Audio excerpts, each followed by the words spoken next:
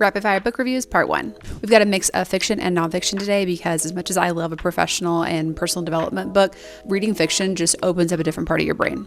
First is Extreme Ownership, kind of becoming a classic leadership book. I would say it's not the best leadership book I've ever read, not the worst either. What was really interesting about this one specifically is they talk about their two former Navy SEALs. They would be in combat and the lessons they would learn from a leadership perspective in those spaces, they would then take to a corporate setting or some sort of professional setting. And the chapters kind of flipped back and forth where it was like they were like on the ground, learning things, telling stories about their time in combat, and then they would kind of flip it to a corporate setting and how they were able to use those lessons. Pretty interesting. I thought it was a great listen on Audible.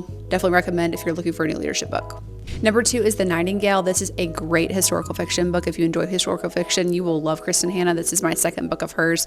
This one is set in Nazi-occupied France during World War II. It's about two sisters and follows both of their journeys through that time and the ways they got involved in the war, how they kind of became a different version of themselves, their bravery. It was just really, really compelling story. She writes things where you feel like you're literally in the action and you're like in the moment. And I learned a lot, although it is historical fiction. Kristen Hanna is an incredible researcher and really tries to get things very accurate. So really, really great. If you enjoy historical fiction, World War II time period, you'd really enjoy this book.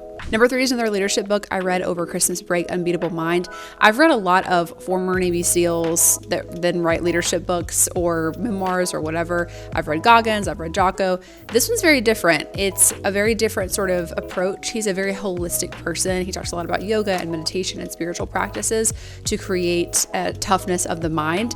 And I really, really enjoyed this. My husband read the physical copy while I was listening to the audio, and we would discuss it when we were kind of through each section. And I thought this book worked really, really well that way. So if you're looking for a new, professional development book to read with another person or even in a group, I think this would be a great one. Lastly is Pretty Girls. This is the most intense and dark thriller I've ever read. I love domestic thrillers, psychological thrillers, those sorts of things.